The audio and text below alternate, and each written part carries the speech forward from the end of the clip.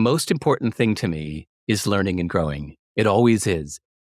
And somewhere in that journaling process, I was like, wait, then why am I sitting in the same place I've been for 10 years? If learning and growing is important to me, how do we learn? We learn when something surprises our expectations. We will learn when we're surprised. If you're not surprised, then you're just taking in more information that fits with what you know. You're only really learning when you're surprised. Welcome to Elevate, the masterclass where we dissect the elements of exceptional achievement and lifestyle design with a focus on personal growth and real estate investing. Now, here's your host, Tyler Chesser. Elevate Nation, welcome back. This is Tyler Chesser. I'm so thankful to have you here, and I'm blessed and grateful to be sitting down with the great Derek Sivers today. Derek is bringing tremendous value today, and I'm telling you, this conversation is not a normal conversation. This is a conversation that will surprise you. It will challenge you. It will give you the opportunity of looking at everything in a totally different way, which I think is such a valuable thing, because a lot of times what happens in daily life is we get involved in routine and we do the same thing that we did yesterday and the day before that. Even people like us, people who are striving for more, people who are looking to create a greater future, people who are looking to become the next version of themselves.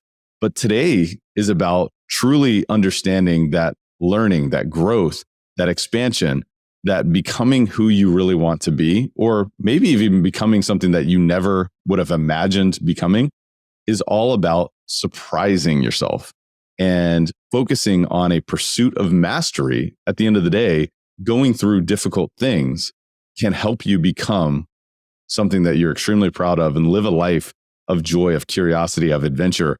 I think you're going to love today's podcast. Elevate Podcast is all about mindset, mind expansion, and personal development for high-performing real estate investors. I'm your host, Tyler Chesser, and I'm a professional real estate investor and entrepreneur.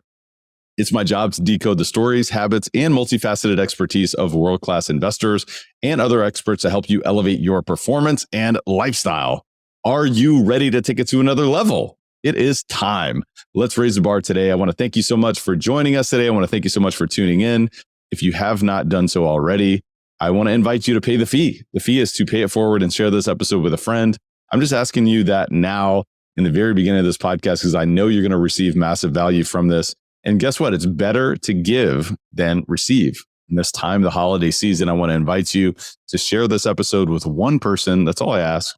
The only way that we can continue to grow, which is very important for the future of this podcast, is if you share with someone else that either you know in your network, someone that's important to you, or someone that you just met. And all you have to do is grab the link, post it on social media, or send it in a text message, whatever. All we ask is that you share. Also, give us a rating, review, or subscribe or follow Elevate Podcasts and wherever it is that you listen or watch podcasts. Very important for us. Also, I want to know, what do you love about Elevate? What would you like to see more of? What would you like to see less of? Give me that feedback through a review. It would be so important. If you're watching on YouTube, hit the subscribe button and like this video, because we're going to continue to bring massive value to you. And your feedback is so critical, so important, and it gives our team the encouragement to continue forward.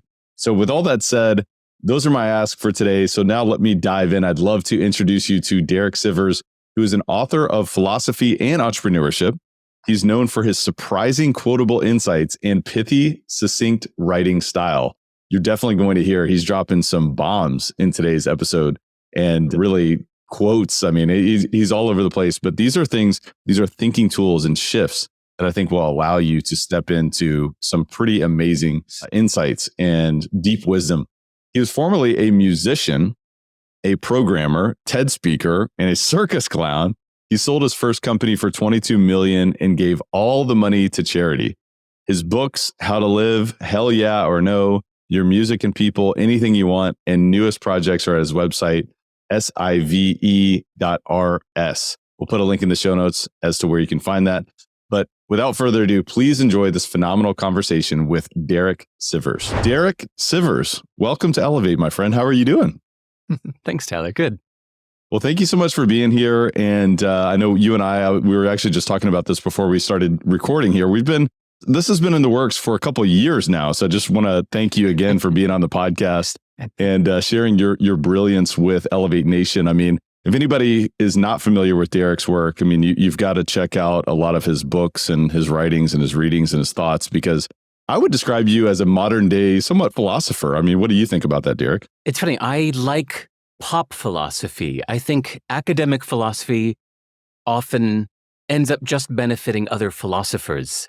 Whereas pop philosophy, aka on the verge of self-help, end up actually benefiting real people with situations they're currently wrestling with.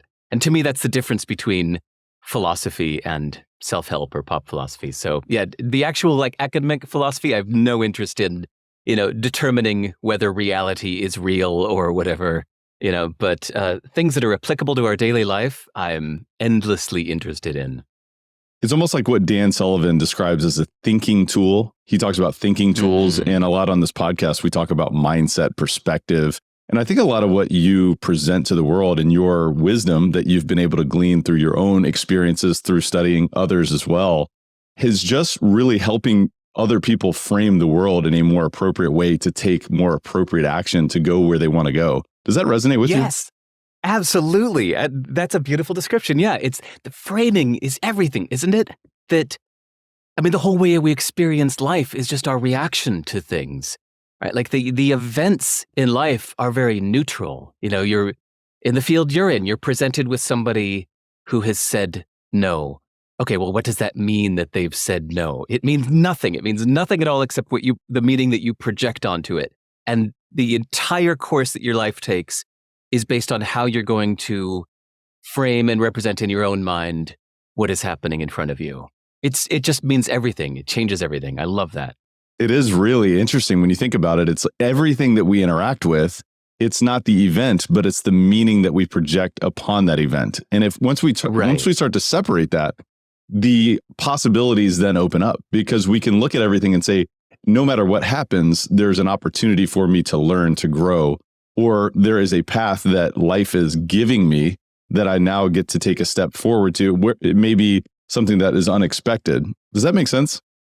Yeah. But even you saying life is giving me, that's also not true. That's just your representation. Sure. Life is not giving anything. It's just that's a neutral event that happened. If you choose to interpret, to say, I choose to think of it as life is giving me an opportunity, well then hell yeah, you've just made that into an opportunity for yourself because you chose to think of it that way.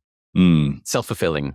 Absolutely. And the other side of it is, well, life is doing this to me, right? And this tiny little shift, right? It's like I'm the victim, or everything that happens to me, it's like the perspective of the meaning that I've projected upon these circumstances. And I recently talked about problems and how problems can be gifts. And I think it is a matter of your perception. It is a matter of the meaning that you project. And the meaning that you project, and I'd love to hear your thoughts on this, then turns into the actions that you take, the behavior or the emotions that you experience, which, is infectious in good ways or bad. Yeah. Years ago, I guess maybe in the intro, you'll tell people who I am. Years ago, I started and grew and sold a company. I had a music distribution company called CD Baby that I ran for 10 years and had 85 employees. And in the final year, things got really bad. It was financially great. It was successful, but just inside, the culture of the company had turned so nasty and so awful that it was actually the reason I left, is because I just hated what the company had become in its internal culture. That's the reason I sold the company. I just wanted to either shut it down or walk away. So in the years afterwards, I thought of all of the problems as their fault. Like those damn employees, those entitled, those brats, those people that were staging a mutiny and making me walk the plank of my own company. And I had all of these things where I was the object of the verb and they were the subject. And suddenly one day I decided, what if everything is my fault? It's like, what if the entire company culture and the way that those 85 people came into work and how they saw their job each day, what if that was all my fault? It's like, ooh, I like this. This is powerful. This feels better. Then I was like, I look at the whole world going, wait, what if all of this is my fault? What if the reason that these bad politicians are in office is my fault? What if the reason that there's pollution in India is my fault? Like, this is all up to me. I was like, I like this. Now, I know this is not a true belief. I'm not judging this belief on its accuracy, but I'm thinking of, first, how does that make me feel? And I like it. Other people don't like it. They think maybe people grew up with a guilt complex and parents or partners that were always guilt tripping them. Then for them, a belief of everything is my fault won't work for them. They would not like that. But for me, I like this. I like taking responsibility. And then I thought, now this can change my actions. Because instead of feeling helpless about pollution or hunger or politics, I can think, but it's all up to me. So I need to take actions to change this. I like this, and I can change it because it's my fault. I choose beliefs because they're useful, not because they're true. Man, that is a sound bite right there. But I think about what you just described in particular. Half the population would be just overwhelmed by that thought to say, well, that everything is their fault. The other half may be energized by that, as you were. And I think it almost goes down to the thought of gamifying what empowers you with your beliefs and choosing those thoughts and creating this reality based on what is actually going to be in the best interest of your future self. Does that resonate with you, Derek? Wait, say that again. The gamifying, how did you put that? Gamifying what empowers you by choosing a set of beliefs that your future self may thank you for. Does that make sense? Yeah, everything except the word gamifying. Let's stop it. So yeah, choosing your thoughts that empower you. Absolutely. Mm-hmm. Gamifying. I'm just curious. How do you define that, or how does that apply? I'm almost brainstorming while we're having this discussion, so you'll have to forgive me. Yeah, me too. It's fun. And I'm thinking of it as a game because you don't know for sure whether or not this will truly empower your future self. You are almost exploring this thought of, well, what happens if I start to think that, everything is my fault? And you didn't really necessarily know how that was going to play out. And so maybe it's almost like you're playing a game with yourself and you're almost betting on a probability of a certain future outcome. Does that make sense? Yeah, you just made me realize that when we say gamifying, we usually mean this kind of quantified scorekeeping, points keeping, how many karma points do I get on Reddit? How many likes did I get on my post?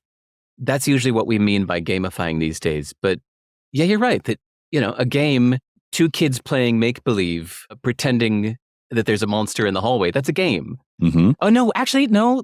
Make-believe and a game are slightly different. A game, the difference between play and a game is that a game has rules for the purpose of cooperation. If it has rules for the purpose of cooperation, we call it a game. If it's just a kid making mud pies or pretending to be an astronaut in their bed sheets, we call that play, not necessarily a game. Mm-hmm. So yeah, I think of what I'm doing not as gamifying, but as play. Experimentation, make-believe. There you go. Which you could look at as play, or you could look at that as a game, maybe with no object or no outcome in particular other than enjoyment or curiosity or adventure. And I almost, as I study your work and I study your background and your perspective and really where you're taking things now and your creativity, to me, it's just fascinating because you just described some of the sort of the pain, the suffering that you went through as the business owner that then exited and so forth, and kind of reflecting upon that. But now thinking about where you're taking this, and you've even just looked at businesses and just life in general as play. And you said everyone needs a company because it can be your own art or your own music. Ooh, and going back to just sort of being a musician yourself, I do want to talk about that monomaniacal focus that you had for many years in being a musician and what you learned about yourself and how that shaped you. But also just moving forward, because that almost seems like that was such a formative experience that you've applied that sort of thought process to business, to life, to being an author, to being, who you are today. But does that make sense?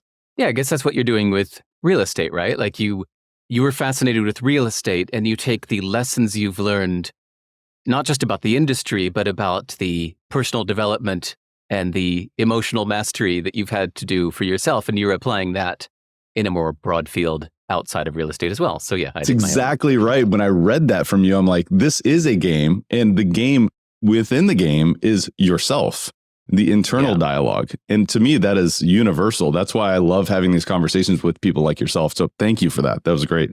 Sure. Well, I feel like we're getting quite abstract. I'm feeling bad for your audience. It's, listening on a drive, you're just like, okay, they're defining the difference between play and a game. How's this going to help me? So let's talk about something concrete to help your audience. Thank you. Let's go back to the beginning, because the monomaniacal focus yourself in becoming a musician seems to be a very shaping type of experience. I mean, tell me a little bit about that and how that actually shaped you. At the age of 14, I was really into heavy metal guitar. And I would just spend hours a day with my fingers on a fretboard, playing scales, playing arpeggios, learning guitar solos, learning how to play every note that all of my favorite guitarists played on all of my favorite music. I was just obsessed with being a great guitarist.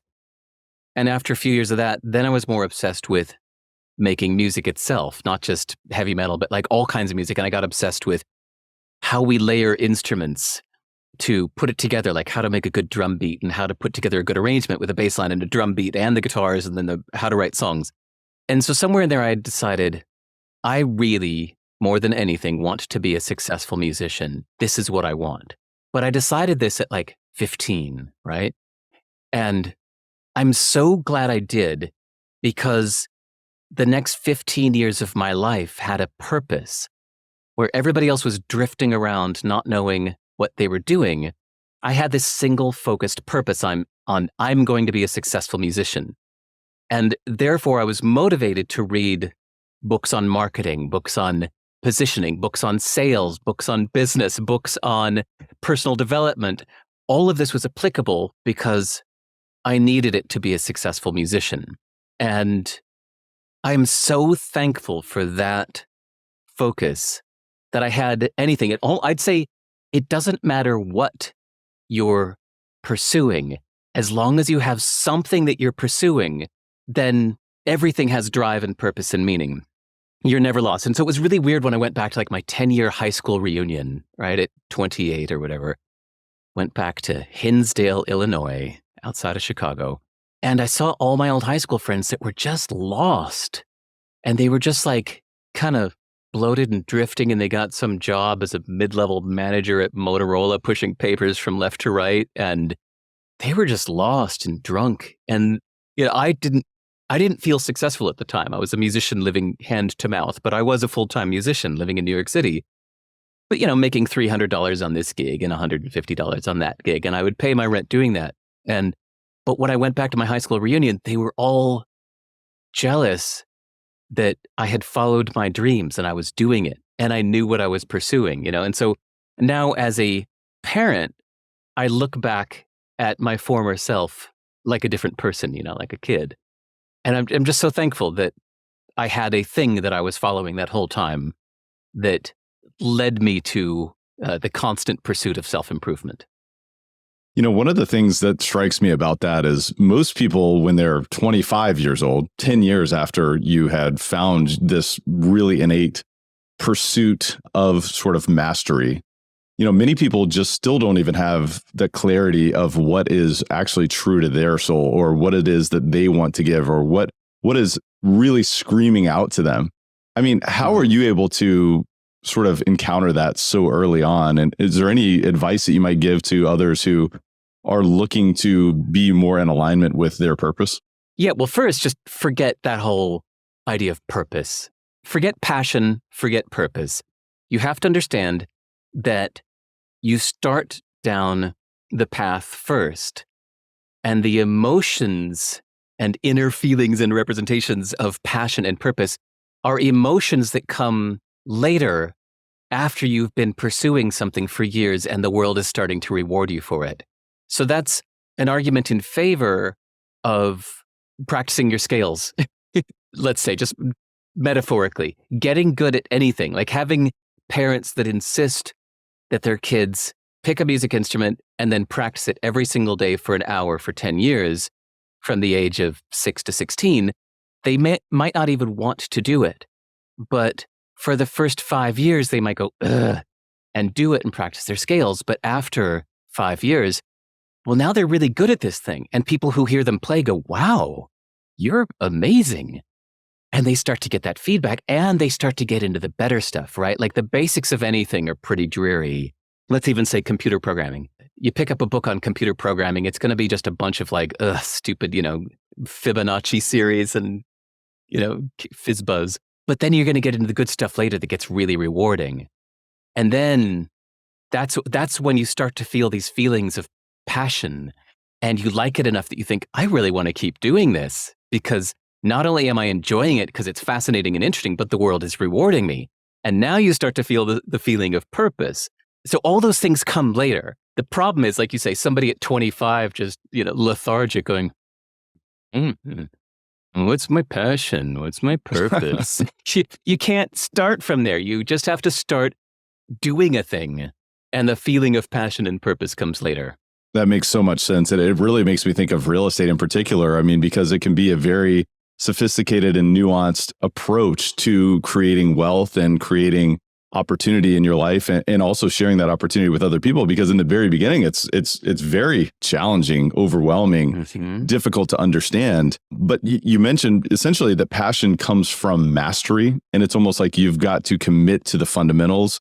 And overcoming that difficulty, getting to the other side, you start to come to an appreciation of the level of mastery that you can develop and you can create. But also in that pursuit, one of the things, I mean, you wrote the book on hell yeah or no, but it's almost like because of that pursuit, you were saying no to everything, and you're still doing that today. And we started this conversation prior to, with you literally showing me exactly how you're really focusing on making time for yourself so that you can have time to be in that making mode. And so how has this evolved over the years for yourself? And do you have any advice for others who may be struggling saying no in this world of just constant distractions? Yeah, you have to know the story of Buridan's donkey. It's a fable. Buridan is spelled Buridan. So search it out.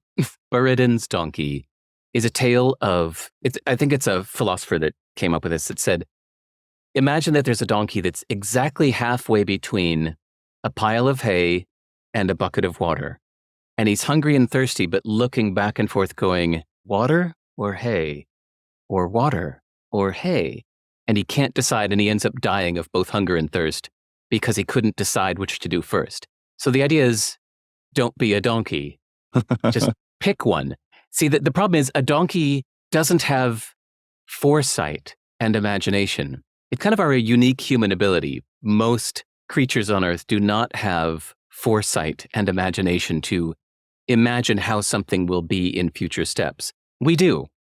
So you can use the future of your imagination to know that you can do one thing first. You can go to the water first, have your drink, and then saunter over to the pile of hay. Otherwise, you're just going to die of starvation and thirst like Buridan's donkey if you don't pick one and do it first and know that you'll get to the other thing later. So how has that evolved for you over the years? Because at some point, I'm sure you fumbled your way through, saying no to distractions. But at this point, it seems like that is one of the lines of mastery that you've really engaged in. You've just committed to this consistent focus, and it's about eliminating distraction. I mean, how has this evolved for you over the years? I mean, in a lot of ways, I kind of hate the world. I hate the noise. I hate all the bullshit that's out there. I hate all the, you should get involved in this Web3 crypto thing. Hey, why don't you do NFTs? Because I heard of them today. Like that mindset of noise. There is so much noise, and so much of it is basically advertising. Mm-hmm. I taught my kid years ago when he was like 5 years old that when we're driving through the city and he sees all of these billboards and he'll say, hey, Dad, why does that say you deserve a timeout? I thought a timeout is a punishment. And I'd say, oh, well, that's, he'd say, why does it say that? And I just said, because they want you to give them money. I said, and he's like, they do? I said, yeah, every one of these billboards you see, what they're really saying is give me your money. Like, you earned it, we want it, give it to us. That's all they're saying. Because then other times he's like, why is there a picture of like a fruit inside a bottle? It's like, because they want you to give them your money. That's it. That's all of it. And so a lot of the noise of the world, when people are saying like, hey man, you should really get into NFTs. Have you looked into Web3? It's like, what they're really saying is give me your money, which is like, hey, I let somebody else convince me I should do this thing. So now I'm doing this thing and I'll make more money if you do this thing. So you should do this thing. You should totally do this thing. Then I'll be justified and I'll make money. And that's why you should do it. Like, I just hear this hidden message behind all of the noise of the internet. If not money, then attention, right? Like, give me your attention, validate me. And so I just hate it all. And so I have such little respect for the noise of the internet and the teeming masses telling me I should be doing what they want me to do. I just ignore it all. And I'm really happy to have books as my main source of input because they're relatively quiet and uncorrupted by commercial concerns. A book is almost never a way to get rich. So books are usually not corrupted by that. And I just know the lesson from Buridan's donkey, that I just have to do one thing at a time and everything else is just going to have to wait. Maybe it's because, the love of the path of mastery. Seeing how all my friends in high school that tried to do lots of different things ended up doing nothing, whereas I was just focused on essentially a silly pursuit of just being a great guitarist. That helped me through everything. That helped me through all the noise. Hey guys, I want to remind you to check out CF Capital. CF Capital is the premier boutique real estate investment firm in the Midwest and Southeast region of the United States. We are a national real estate investment firm with a purpose. We provide property investment and asset management solutions to help passive investors maximize returns on high-value multifamily communities. But our investments go far beyond acquisitions. We invest in people. We are in the business of elevating communities and raising the bar for everyone within our ecosystem. CF Capital is a real estate investment firm focused on the acquisition and operation of multifamily assets. We confidently deliver tax-advantaged, stable cash flow and capital appreciation with a margin of safety.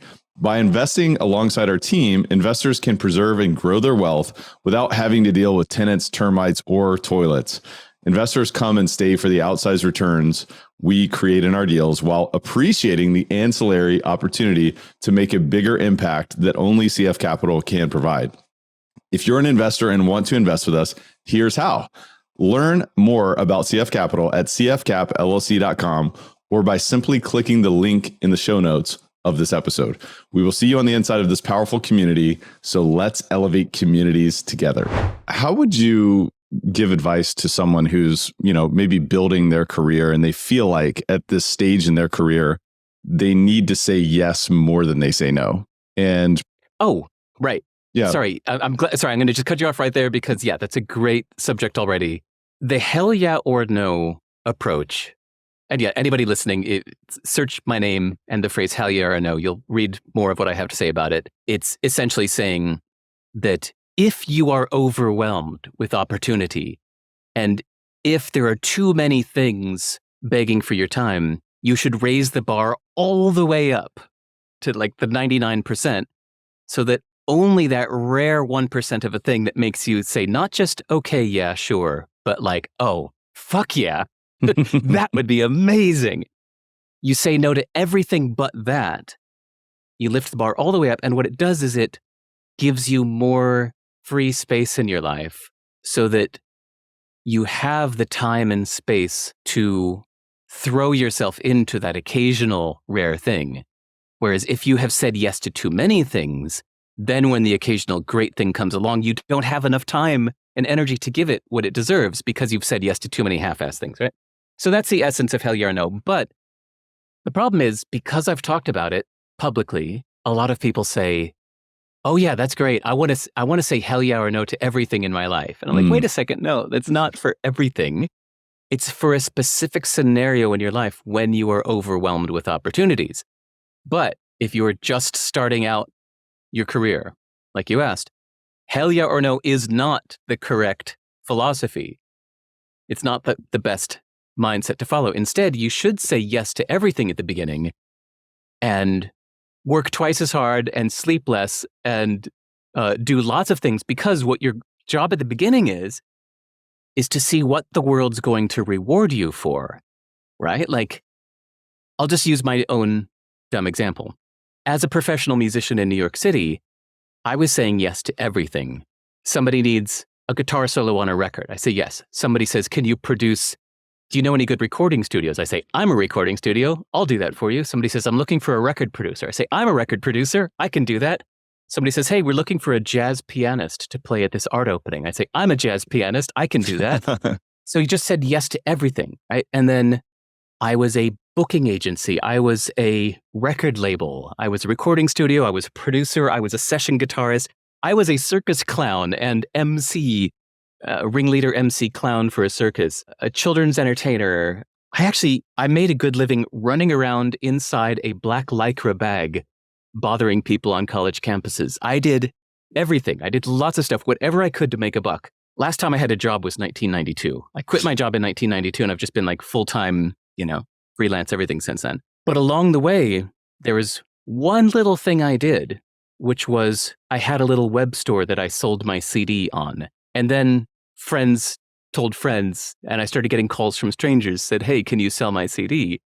And then, hey, my friend Dave said you could sell my CD. And pretty soon, out of the 15 different things I was doing, this one took off. So I shut down the other 14, started saying no to all that, and then threw everything I had into this one thing that became CD Baby, which is where, that was my big success in life, monetarily at least. But it came from saying yes to everything, trying everything, and seeing what the world would reward me for. Being willing to go down those dead ends or those paths that didn't lead to anywhere, but there was maybe some learning or experience that you gained from that, right. Or perhaps, a clue that a new business could be born as a result of this. And Speaking of beginning, we're talking about saying yes versus saying no and when it may be appropriate. And I love the paradox of that thought, but you've written about a lot of just the sort of the creativity involved in building a business through anything you want. And one of the things that really stood out to me was this thinking tool, again, this mindset that starting with no money is actually an advantage rather than being a disadvantage. So I'd love for you to just expand upon that thought, because a lot of people, especially in real estate, think, well, if I'm going to build a real estate empire, I've got to start with millions of dollars. And I know that you're not specifically writing about people in real estate, but I'd love for you to just share with the listener a little bit more about why starting with no money is an advantage for any endeavor.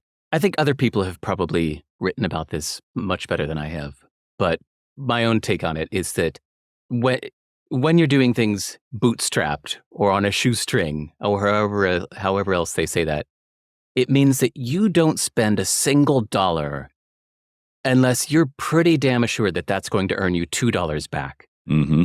Right? Like when I first started my company, I would get calls from advertisers asking me to spend even $200 to advertise in their outlet. And I'd say, well, can you give them the assurance that this will make me $400 by next month? And they'd say no. And I'd say, all right, well then no. Like I do not spend $1 unless it's going to turn into $2 almost immediately, because I just don't have extra dollars to spend. So it really makes you laser focused. Talk about just, learning to say no to almost everything.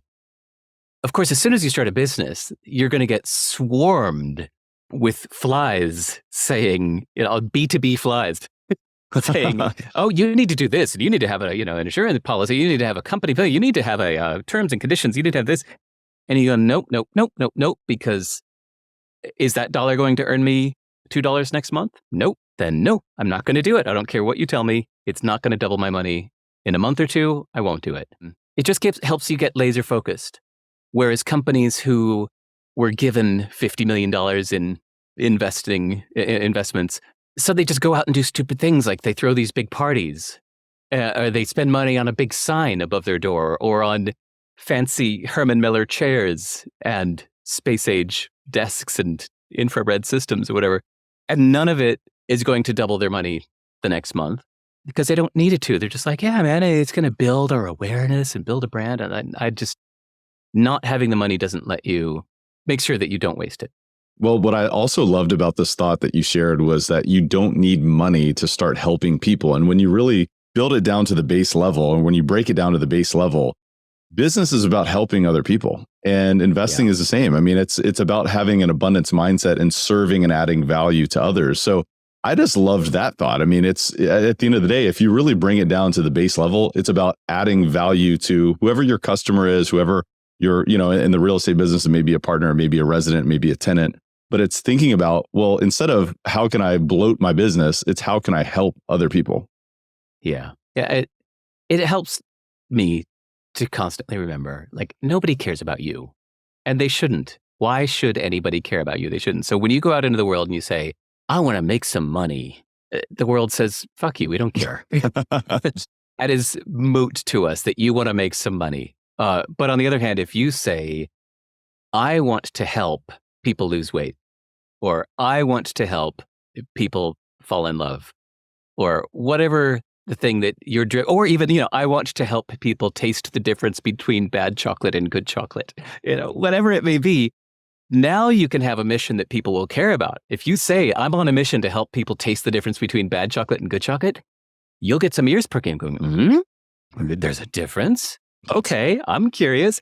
Whereas if you go into the world and you say, I want to make some money, the world looks at you with a scowl. Absolutely. And ultimately it comes down, in my opinion, I really believe this, it comes down to a mindset of abundance. And, when you think about, and you've shared this as well, is that when you're adding that value to someone else, if we're just thinking about what do we get in exchange, it's that mindset of scarcity. And I think that you cut yourself off from so much upside if you're just focused on yourself. I mean, you've got to be focused on other people. And you even share this, like at the end of the day, it comes down to adding value, but ultimately it is a delivering of service. And I think about, you go out to a restaurant. I mean, I don't know about you, but man, I get blown away by great service. And poor or even average or even slightly above average service to me is like, I just don't have an interest in going back. And there is such a big difference, because when you have this mindset of generosity and abundance, I think that's when you start to experience exponential growth. Does that resonate with you? I think it can go either way. I think what I've learned traveling the world, which, by the way, after I sold CD Baby, I realized I'd spent the first 40 years of my life in America, so I wanted to spend the next 40 out. I wanted to understand different perspectives on the world, like different ways of seeing life. And I wanted to do that in an immersive way, not just reading a book. So I made myself move to places that I knew nothing about in order to understand their perspective on the world. So when you say, I think the key to everything is a mindset of abundance, yeah, could be. That's one way that works. On the other hand, if you ever, especially with your interest in real estate, you someday should take a business expense educational 2-week trip to Singapore or Hong Kong and see the way the real estate market works in these places, which is very different. And it very much comes from a scarcity, cutthroat mindset. Just one little tiny story that shocked me. I haven't even thought that much about this. This might mean more to your listeners than it did to me.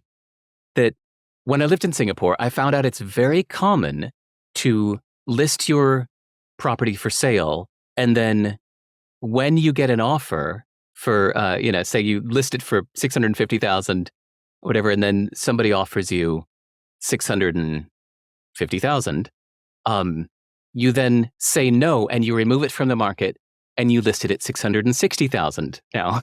And you keep doing that. You keep refusing the offers and raising your price until you finally find an amount that nobody's willing to pay and they just want to pay you a little under. And then you finally say yes, because only then do you know that you've found the maximum price. And so there's this patience and this cutthroat, ruthless thing that it's somewhat ignoring social norms. You know what I mean? It's kind of offensive. Like when the first time I heard it, I was like, that's just evil. That's just wrong. But it's like, well, it's rational. It's okay. All right. I get it. And God, even the way that agents work there is no, two things different with America. There is no buyer's agent.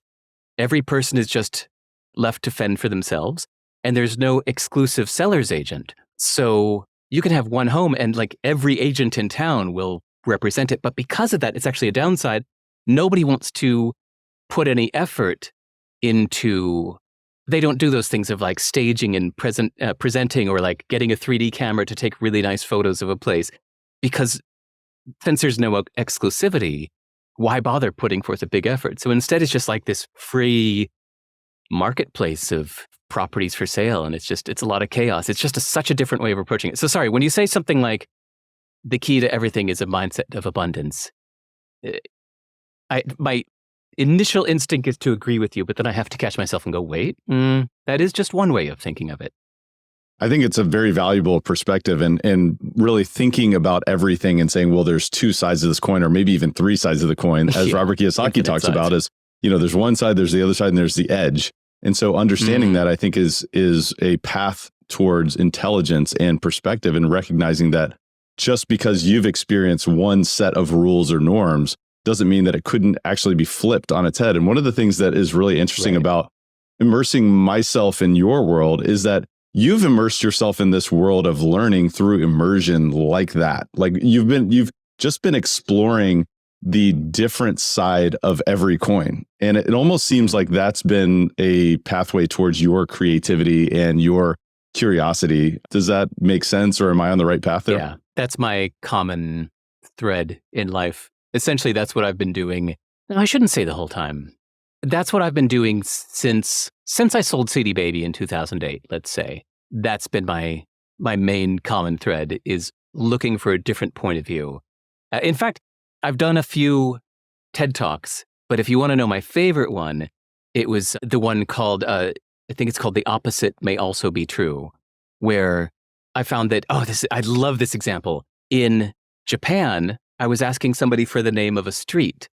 And I said, what is this street called? And they just looked at me weird. And I said, well, this street, what is this street called? And they said, well, that's block number 7. That's block number 13. I went, okay, but what is this street? And he just didn't understand my question. And then I finally found out what it is, that in America, or in, let's say, most of the Western world, actually probably most places except Japan, we think of streets as having names and the blocks as being the unnamed spaces in between the streets. In Japan, it's the opposite. The blocks have numbers, and the streets are thought of as the unnamed spaces in between blocks. I'm like, wow, like that blew my mind. It's just like, you know what? That is equally valid. It's just, I thought that of course streets have names, and of course the land in between streets is just, it's just land. But yeah, so then I was in Australia, and as I was at the airport leaving, I saw a map of the world upside down. So Australia was on top, and there were a bunch of countries scattered at the bottom, like the US and Europe. And I went, oh, that's right. The Earth is a circle. It's a sphere, I should say. So that's equally valid. We're used to thinking of the Europe and the US and the Northern Hemisphere on top, but it works equally well if you're looking at it from the south. And then I just kept looking for perspectives like this. Like, what other things in life have I been thinking of from one perspective where the opposite is just as true? So my first TED Talk was about that, and it's still my favorite one, because I think it's still my favorite subject, is constantly looking for another point of view. And not just stopping at flipping the coin once, or even stopping at looking at the edge. You could keep going. There's still other ways that you can think of anything. And they're often very beneficial, whether it's to give you a competitive edge in a marketplace, whether it's to help your own personal productivity, or just to help your peace of mind to think of something in a different way. Like when I used to think that all of my employees had wronged me, and I thought, wait a minute, what could be the opposite? Maybe I wronged them. I was like, see, this feels better. This is a more resourceful, powerful state of mind. So sometimes even just for your own happiness and effectiveness on life, it helps to keep looking for another point of view. This is why I think it's important for us as investors to be having conversations more so rather than the how-to and the execution of finding deals, optimizing those properties, managing the manager, all the things that we deal with on a day-to-day basis, because I think that opening and expanding our gaze can be extremely powerful. It's a pathway to joy as far as I'm concerned, personally, from a growth perspective and just a learning perspective, because I think there's a lot to be said about what happens when you understand that, wow, my little bubble is just that. It's just a little bubble. And there's so many other perspectives out there. There's so many other different cultures out there. And, the description of the blocks in Japan and the streets in the United States and many other cultures, I think is an interesting one. It makes me think of, if you're brushing your teeth with your right hand every single day, it's like, try brushing your teeth with your left hand. And it's a weird experience. It's a very simple, weird experience, but it's the opposite. And it's like, well, wait a minute. Maybe there's a pathway in my brain that can start to be carved as a result of something as simple as that. I mean, when you think about your learning and your growth and your expansion, it almost seems like you're trying to flip everything on its head and trying to explore the opposite of every thought. So what is that? I mean, you're talking about a competitive advantage, or perhaps just sort of an expansion of the way that you are empathetic towards other people. I mean, what else does this type of life give you? And, is this something that is expanding? Is it changing the way that you're I know obviously you're living in New Zealand now, and you're immersing yourself in that, a different type of culture in itself. But how is this evolving or changing as you continue to grow older yourself? Well, I've noticed recently, this is actually the subject of my next book, is called Useful Not True, because I noticed that whenever anybody starts a sentence by saying, I believe such and such, whatever follows that word believe is not true. Because if it was true, we wouldn't use the word believe. Like, we don't say, I believe in carrots. Right? Carrots just exist. It's just a fact. There it is. It's a carrot. You don't have to believe in it. But it's when, I think earlier you said something like, I believe that abundance is the key, or the mindset of abundance is the key to everything. I'm like, well, that's one way of looking at it, but that's not objectively true. The reason you said, I believe, is because you're choosing to adopt that perspective, right? And I think it's fascinating then to realize that all of our beliefs are not true, that we're choosing them. And we're choosing them because they work for us. And because we're choosing them, we can choose different ones if the ones we've adopted are not working for us. Or maybe they were just hand-me-downs that you didn't choose. Your parents gave you some clothing and said, here's these are my parents' clothes. You wear them. And you can tell I'm speaking metaphorically. That's just the beliefs that we have that were just handed down from our parents that might not be working for us. And we assume that they're true. But when you realize, whoa, wait, none of these are true. It was all just a certain perspective, that maybe this perspective worked for my grandparents when they came over from Italy in 1890, but now, sorry, I guess that would be great-grandparents. But now this is not applicable to 2022 in my current situation, living in New York City or whatever. And so it's really helpful to remember that all these things you believe are not true. And you can adopt them, and the things that other people insist are true. That's what's kind of funny. It's like the difference between kids and grown-ups. It's like when kids play make-believe, even if they're sitting there with the mud saying, I'm making dinner now. Now look, here's a fresh chicken out of the oven. They know that it's not actually a fresh chicken, then that's not actually an oven. They know that it's mud and sticks. So why is it that when we get older, we insist that the only reason we believe something is because it's true? I think we should acknowledge that these are all still make-believe, and we're choosing to believe them, and we can let them go in an instant. Do you think it's the lack of awareness that people or most people don't realize that beliefs are chosen? Because, most people, perhaps, if the argument is that most people know that beliefs are chosen, they choose to be average, or they choose to be below average, or they don't choose the path of mastery. What is the difference? Well, I think it's the reason I'm calling the book Useful Not True is because I think the beliefs we hold are useful for some purpose. Like the story that somebody wronged you is useful because it lets you feel like the noble hero of that tragedy. It lets you feel like there was nothing you could have done, that you did your best, damn it, because they just wronged you. And that story is useful to you to feel good about yourself, to feel good about the past. Whereas acknowledging, actually, it was my fault that there were people selling drugs in my apartment. I was reading your story about how real estate turned out to be tougher than you expected at first, frozen pipes and drug dealers or whatnot. And it's like, if you acknowledge, I'm sure the first reaction would have been like, oh, God damn it, those idiots, those jerks. But instead, if you're like, actually, this is my fault. I let this happen. It's at first, it doesn't let you tell that tale anymore that felt good for a while, that was useful to you. But then you realize, actually, okay, this new belief system, it doesn't feel good at first, but it's going to help to get me where I want to go. I don't know. So yeah, why do people believe things that aren't true? I think it's because they have been useful to them to believe that. Because a lot of times being average, or the useful belief of, hey, I can't do that, or I shouldn't do that, or if I do that, I might fail.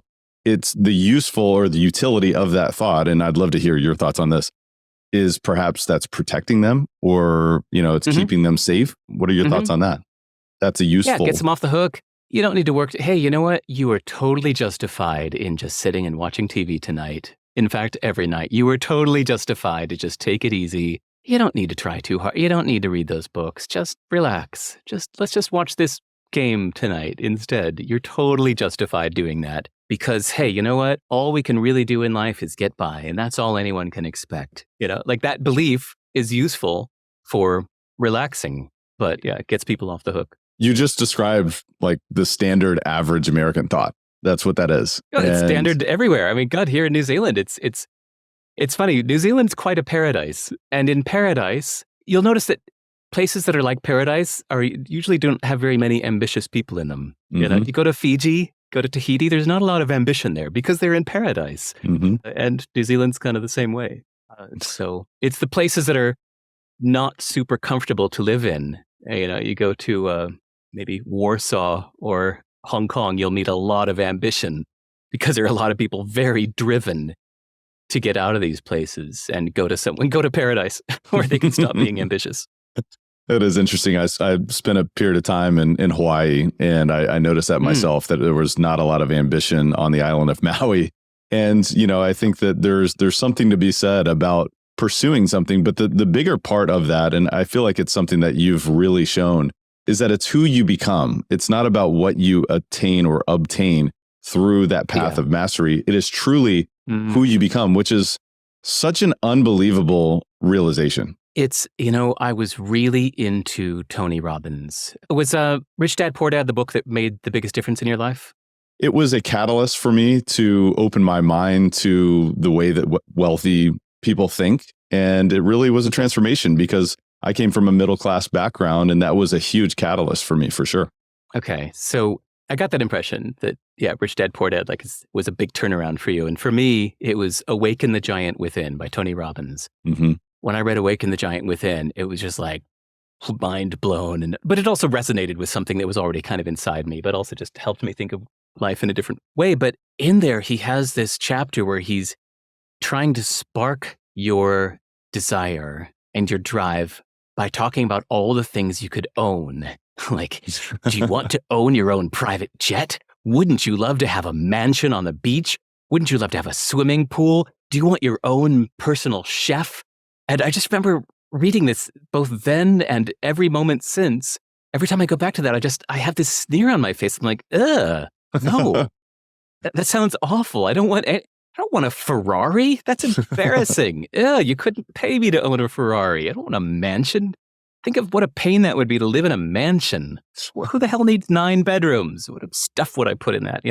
Okay, so I realized it was always, even as a teenager, and still, to me, it's been about who I want to be. Like, I want to be the person that makes myself proud. I want to challenge myself to try to master this craft that I'm pursuing. I want to challenge myself to learn this subject I'm tackling. It's all about who I want to be, not like what to have. I feel like any idiot can own a Ferrari. You just go put it on your credit card and worry about the bills later. But like it's not impressive to own a thing, but it is impressive to be a thing. My goodness. I mean, you're dropping soundbite after soundbite, Derek. And that is a really, really great reminder for all of us, is that when we're setting goals, it's not about what we want to have. It's what we want to be, who we want to be, who we want to become. And I think that's why it's so important for us to dive into work like what you've been gifting to the world for so many years, Derek. So you've been extremely generous with your time, with your wisdom today. So I just want to thank you so much. I want to transition into the rapid fire section of the podcast. We call it the rare air questionnaire. I mean, the life that you've lived and that you continue to live and you continue to set the example for is one that is rare. It's uncommon. But you're living the uncommon fruits of that labor. And so I think there's so many clues on our conversation today. But I'd love to ask you a few questions. If you had to point to 2 or 3 of the most impactful books that you have read over the past few years, what would those be and why? Okay, if you're limiting it to just the last few years, The Courage to Be Disliked. It's got a Japanese author. Let me think what else. You know what? The real answer will forever be at this word. Go to sive.rs/book, BOOK. I take detailed notes on every book I've read since 2007. I started this habit. I read, hundreds of books before 2007, but starting in 2007, every book I read, I take copious notes. I highlight all of my favorite ideas from this book. I write a description of it, and then, most useful to you, the listener, I give everything a 0 to 10 rating on how much I would recommend it to others. There have been some books that were personally useful to me, but it wouldn't apply to most people, like books on programming or understanding Swiss culture. I would give those a low rating, even though I liked them. But if you go to sive.rs/book, I always put my most recommended books at the top. So there's my real answer. Go to that URL, and you will always see my favorite books of the last year.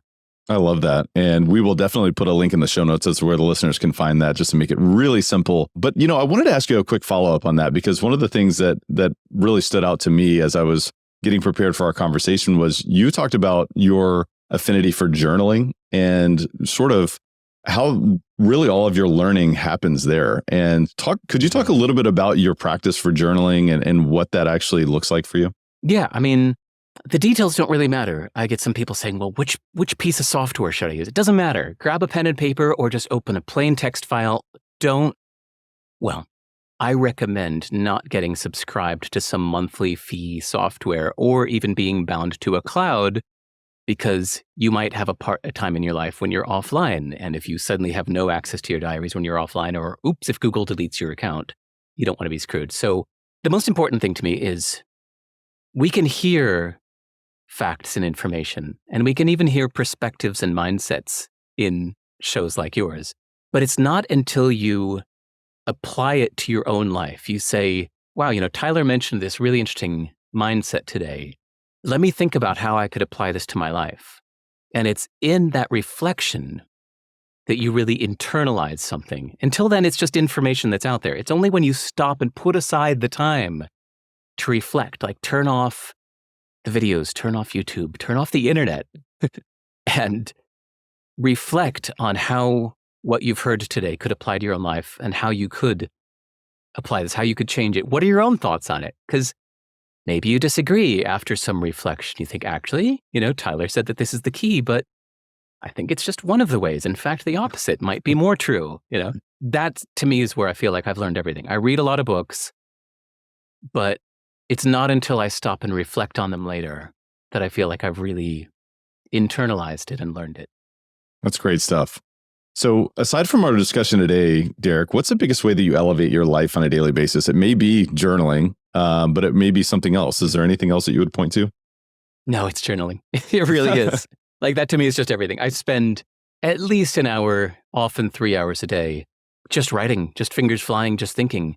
It's the most important thing, I think, is questioning, asking myself questions, answering those questions, but then questioning my answers. I really enjoy doubting everything I think. So let's just say, I'll ask myself, what's the best thing I could do today? Well, I think the best thing I could do today is to work on such and such. Is that really? Why do I say that? What's the real purpose of that? Well, because then I'll get it done. Why do I think I want to get it done? Just because I started it? Is this actually going to help people? Yes, it is. Wait, is it really? Is this something that, there are lots of other people helping people with this thing. Am I really needed for this? What is my unique contribution here? What's something that I'm doing that other people don't seem to be doing? Is there a reason other people aren't doing it? This sounds like navel gazing. It is, but I think it's really useful to constantly question what you're doing and make sure that you know why you're doing it. And often it will give you some completely new insight.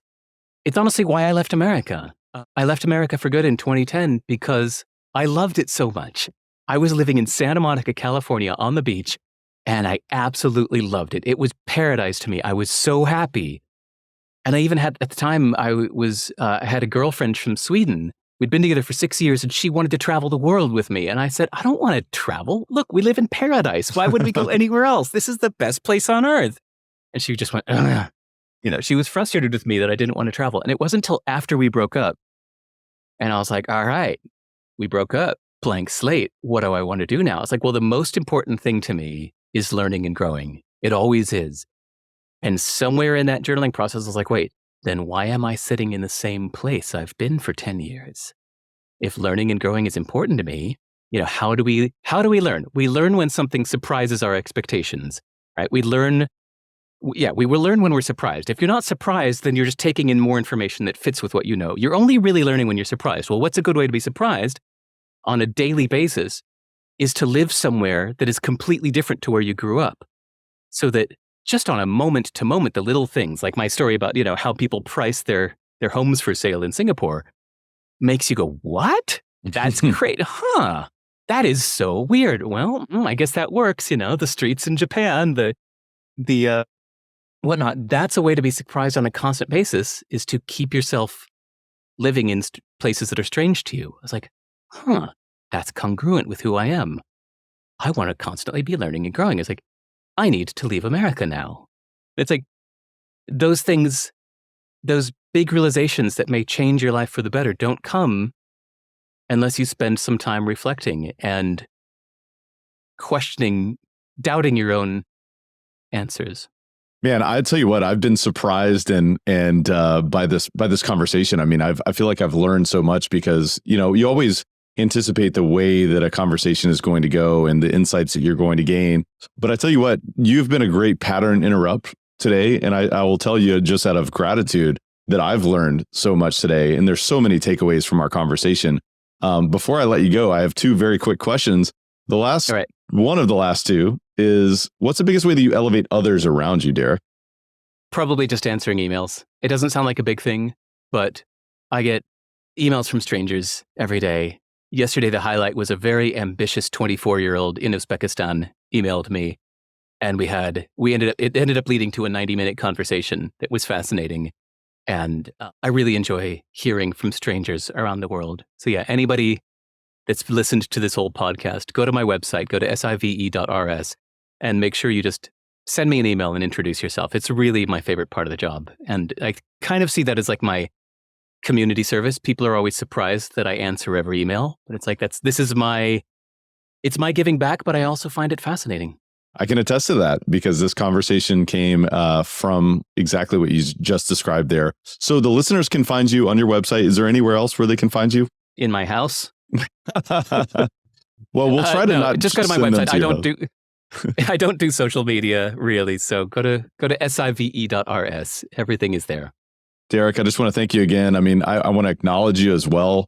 Your continued pursuit of your own learning and growth has translated into so much more for so many other people. You've allowed us to ask bigger, more important questions today in terms of what pursuit do we want to take and what impact do we want to leave as a result. So, Derek, I just want to thank you again so much for being on the podcast. Are there any parting thoughts or words of wisdom that you'd like to share with Elevate Nation? No. Fantastic.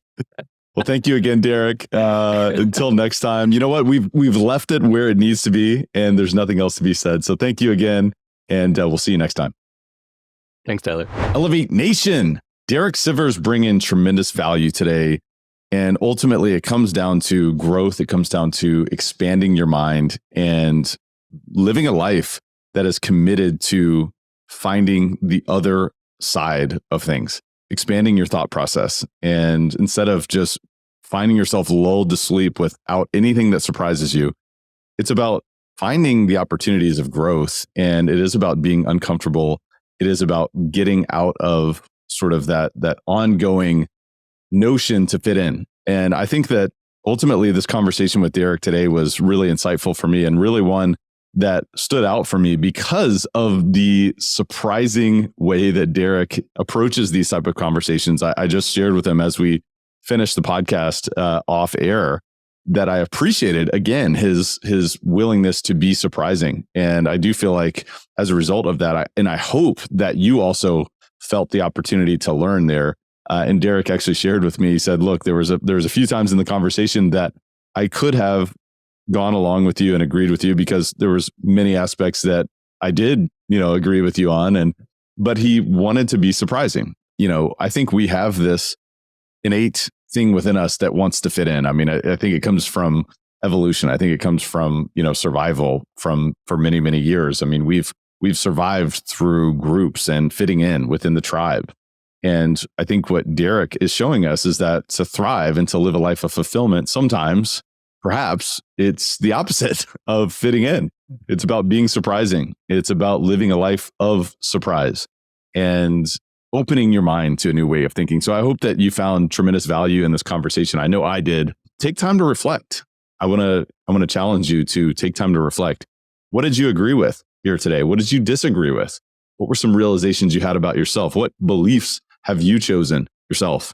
Take some time to reflect, to journal, to build in your own routine of reflection. I think that was a huge clue as well, is that Derek, that's where his learning comes to fruition, is all his learning happens through reflection, through journaling. And, it's not always about input. Sometimes it's about taking some time to consider, well, how do I actually think about this? What if the opposite were true?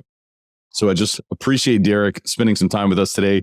I want to encourage you to share this episode with a friend and have a discussion about the things that you agreed with, disagreed with, or some choices that you are now making for your future. How are you going to expand your future as a result of this conversation? Elevate Nation, thank you so much for tuning in, and we will see you next time. Thank you for listening to Elevate. If you enjoyed this episode, be sure to rate, review, subscribe, and pay it forward by sharing with a friend. Most importantly, take this opportunity to elevate your results by taking immediate action on what you learned. For more, visit elevatepod.com.